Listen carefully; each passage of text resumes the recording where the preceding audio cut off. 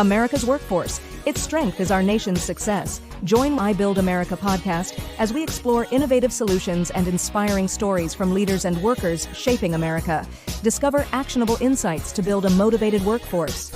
I build America.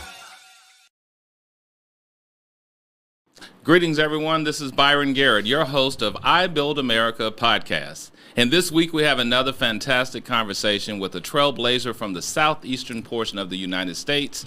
Not only does he lead a nonprofit, he's one of those folks that you call when you need something specifically done, whether it's in the nonprofit space, the corporate space, or just all around goodwill. Please welcome to this week's episode our great guest, Phil Clark, who happens to be the CEO of Just Say Something. Welcome, Phil. Thank you, Byron. I'm happy to be here. Well, thank you. I'm glad you made the trip to join us today because this is a long overdue conversation. Yes, it is. So can you tell us how you got your start in the nonprofit space? Ooh, for a lot of people, I say one day I fell and bumped my head, and when I got up, I was in the nonprofit world. I was at a point in my life where it's like, I don't want to do what I'm doing anymore. And, again, it goes back to the old adage, it's not what you know, it's who you know. That's right. So I had a particular person say, you know what? I have a place for you in the organization I run. So you didn't apply? No. You didn't see some ad? Nope. Somebody knew you and said, this is for you? Mm-hmm. And so I took that leap of faith. And I remember the first day I walked in there, they thought I brought lunch for everybody, but I had a big bag of sandwiches that was going to be mine. That was my lunch. Your lunch? That was my lunch. So it wasn't for everybody else? They're like, oh, that's so nice of him. He brought us lunch. I'm like, no, I didn't. And so that was August. It was the third Monday in August of 1992. Oh, my goodness. You're dating yourself. I know. I'm not young. I'll be the first to admit that. You're seasoned, as they say. Sure. With Southern seasoning. But that was the first day I walked in there. And fast forward to where we are now in 2025. And I've been in every role within the organization, even creating new roles of helping us to grow and to better serve the community. So I'm curious, looking at the amount of time that you've remained there and the organization has changed names, the focus has still remained the same, right, down through the years. And this notion of being in every single role, do you think that's been helpful and advantageous to you for your success? I know it has, especially as our team grows and I'm bringing on more people. They have the same questions that I had at the very beginning. And so I'm able to work with them to help work through some of the issues that they're having. So I can help them strategize. Okay, so this is your problem. Where do we need to be? Where do you want to go with this? And so this is the roadmap of how to get there. Well, and tell us a little bit about Just Say Something for those folks who don't know. What's the whole focus and mission of the organization? Sure. So we started in 1984 as Greenville Family Partnership. GFP. Yep. And our goal then was to educate the community about youth using tobacco and alcohol. The organization grew out of a neighborhood with parents meeting around a kitchen table concerned about their high school kids drinking and smoking. But those issues still exist today. They do, and then some. But our goal is, so we were Greenville Family Partnership. In the mid-90s, we changed our name to Greenville Family Partnership. And then in 2018, it was time for a reboot, a refresh. So we worked with a creative group out of Columbia, South Carolina, and they came up with Just Say Something. Because at the end of the day, we want parents to have a conversation with their kids. We realize that there's so many obstacles these days of parents not, one, taking the time, but also really not knowing what to say to their child, no matter where they are. So would you say from the 80s, 90s to now, here we sit in 2025, soon to be 2026, would you say parents still face the same issues because their kids still face the same type of challenges in this day and age? Absolutely. So Yeah. do you think we've made progress, though, on that particular journey? We have, but as new things come about, so in the 70s, 80s, and 90s, we didn't have fentanyl. Right. So that created a whole different level of programming and messaging to reach the community. Yeah. So those numbers are down. And so then we have vaping now. You know, we had youth use with tobacco. We had those numbers way down. Now vaping is up, but we are starting to see a trend down as we're able to educate more of the dangers of what vaping can do to our young people. You mean it's not good for your health? No. Well, I'm curious, though, because in this day and age, when you see folks vaping and it's highly popular, whether it's in a school setting, a social setting, what have you, do you think there's a direct correlation on someone's ability to be successful because they may utilize alternative substances? I'm just curious. So it depends on who you are. Okay. Addiction runs in families, so it's part of your DNA. So some people are more susceptible to addiction than others are. That's why our goal at Just Say Something is to put off that first use. The later in life that you pick up that first substance, the least likely you are to have problems with it. And so it goes back to your family DNA. It goes back to your adverse childhood experiences and the trauma in your life that you've had from before you were born. Wow. So I'm curious also, when I think about your career journey and you talk about the time frame of how the organization shifted, you've held every single role. Currently, you're the chief executive officer. How long did it actually take you to finally get the CEO gig? Oh, that was quite the journey. Starting in 1992, I became CEO in January of 2024. Wow. So the real question is, was it worth the wait? Because other people, you know, in this day and age, people work a job 2 or 3 years, they move on. I'm not going to wait for these people to get out of my way. If you don't see the value, then I'm just going to do something different. But you stuck to it. I So did. was it worth it? Absolutely.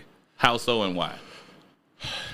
It was worth it because I see the changes within the organization that we needed to make maybe 10 years ago, but we did not have the ability to make those changes. So now in the 2 years or so that I've been the executive director, or a year and a half actually, we've more than quadrupled our budget. We've Wow. more than doubled our staff. And I have approximately 60 people that we have on contract to help deliver our services in the community, because it's not about, oh, well, you have to come to us to do this. We go to you. We go out into the community and we go to schools, we go to churches, we go everywhere to do our programming. So for people who are out there listening who feel like there's just no progress, that things are not advancing fast enough for them, what would you tell them?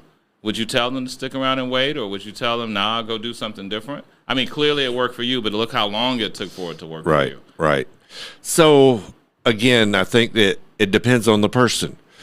Follow your passion. If your passion is what you're doing right now and you're not able to make the calls, then you have to consider and look at what's your future look like there. You know, we do see a lot of people jumping from one position to another, different companies. And is that age related? Because a lot of people say, oh, younger folks who are in their early 20s or early 30s, they just want to hop careers. Would you say that it's age specific, or do you think people in this day and age in general just go for whatever the next best thing is? I think it's age specific. Okay. You know, a lot of the circle of friends or colleagues that I have in Greenville, they've all been in their positions for a mighty long time, or been with their organizations for a mighty long time.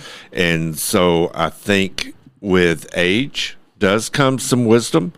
And, you know, at the end of the day, I really love what I'm able to do and with the organization that I'm doing it with. I want to push you on that because I am a person who's, you know, I've switched careers multiple times. I've changed jobs down throughout the years, and I'm thankful that I did it. I mean, I appreciate the experiences, but in listening to you say that you think it may be age related, I'm curious because in this day and age, don't you think people just want a better opportunity? So why would I sit and wait 20 years or 30 years? That's part one. But the other piece that sticks out, the organization under your leadership in a short period of time has doubled in size in terms of revenue. So don't you feel like, well, wow, I could have went somewhere else and made that happen instead of sitting here waiting, biding my time for this to be my opportunity? But it wouldn't have been with the organization that was providing the services for the community that we serve. So you intentionally said, this is my mission, and this is the organization that I want to do. Right. And so for folks who may be listening, I think that's a great point. Phil's point around finding your passion, how do you pursue that? I'm going to shift gears just a little bit, too, because, we talk about family dynamics in the Southeast, and a lot of you all's programming is around family engagement and parental involvement. What does that look like for you in this day and age? Because you're not a biological parent. I'm not a biological parent. Right. I feel like I parented many, without question. But what does that look like in this day and age? The people that you see that are coming to programs looking for resources and looking for help. Gee, it's the whole gamut. Our programming is very extensive. For us, we have programs for a parent or caregiver from a child's birth all the way through high school graduation in English and Spanish. And so out of those 60 or so people that we contract for services with, 90% of them are from the Hispanic community. Oh, really? In South Carolina? In Greenville, South Carolina. We're also in Spartanburg, South Carolina. But in our community, that is such a growing population for us, and they're so hungry for services. Did you ever think in your lifetime that you would see the data flip in terms of what the demographics would be from a race perspective? I never think about that. Really? Their parents, they want the best for their kids. We provide that no matter who they are. And I that's never been a thought of mine. It's, what do you need as a parent? Sure, they're the same, but then they're different. Yeah. You have to look at the demographics of the communities. That's why our Hispanic team has grown so much. And those families being new to our country or our community, they're starving for resources, to where I think a lot of Americans take those resources for granted. So if you were to fast forward, let's say, I won't even say 10 years from now, 5 years from now, how do you see the program growing and changing to meet those needs that are developing at this particular moment? Expanding our staff, growing, and providing those services. And we're still growing. We had a new person start this week. I've got a new person starting next week. I've got a new person starting the 1st of October. And these are new roles. They're not existing roles. They're new roles. So, for me as a CEO, I have to have the vision for 5, 10, and 15 years from now. That's right. Partly, I'm responsible for everybody's paycheck. Well, and there is that expression, write the vision and make it plain. Right, right. And so I'm writing our vision, and I know I'm also interim director for another organization, and part of that interview. So you got 2 gigs. Yes. Is that right? So you CEO and interim executive director for a different organization. Correct. So you just that guy. Evidently. Okay. I said it. You didn't have to say it, but I'm just saying, that's the reality of it. Well, so in that interview process, one of the board members was like, okay, so tell us what your vision is for the organization. And I said, I can tell you what my vision is, but I can't tell you what our collective vision is, because I need the vision of the board too. Yeah. And so that kind of took them aback. So that's fascinating, because there are stories out in New York Times, Wall Street Journal, USA Today that talk about, in this day and age, people are able to hold multiple roles at the same time and still be highly effective. Whereas the old idea would be you just need to do one thing and one job, and that's what you do for 40 hours. I've never accepted that notion, because I don't think it holds true for everyone. Right. So in hearing you say that in this day and age, so you have 2 different boards that both accept the reality that you're leading, and they don't feel like they're being shortchanged? No. And you think you have enough of you to actually do that? There's never enough. No? But it's the people you surround yourself with. Okay. I have go-to people with each organization, and as the newer one that I'm the interim director, as I dig deeper into their processes and their working, there's better ways to do it. And part of that is technology, which for me, I don't know anything about it, but I have young people around me that can, this is what I want it to do. Okay. So it's important to you then to make sure you surround yourself with folks that have current day skill set. Absolutely. Even though it may not be your specific skill set or talent, but to have people as part of your team and part of the bench who can do that in ways that you have a vision for, but you may not know how to bring it to life. Oh, 100%. Yeah, because I can't be the master of everything. Right. I can't know everything. And especially when it comes to technology, you know, I'm just like a lot of people my age or older. Oh, I hope it comes on, because if that computer doesn't come on in the morning, then it's, uh-oh.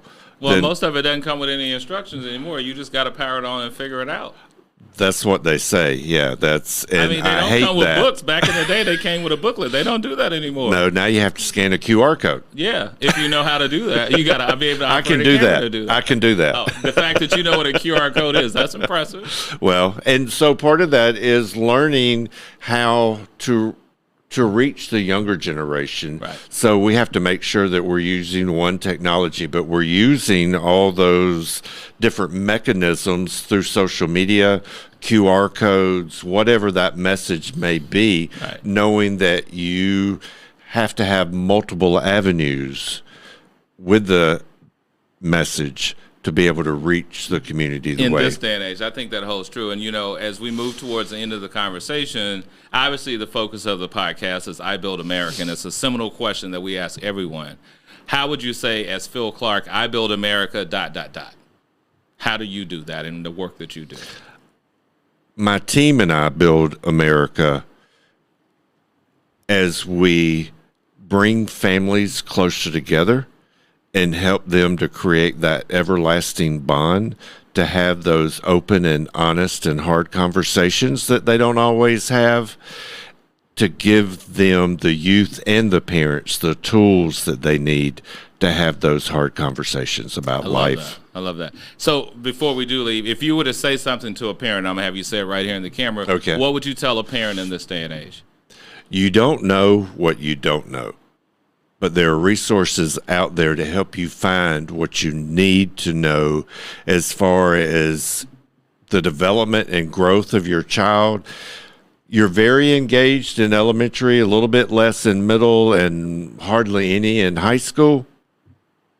Middle school is where it starts. Stay engaged, and if you don't know how, reach out.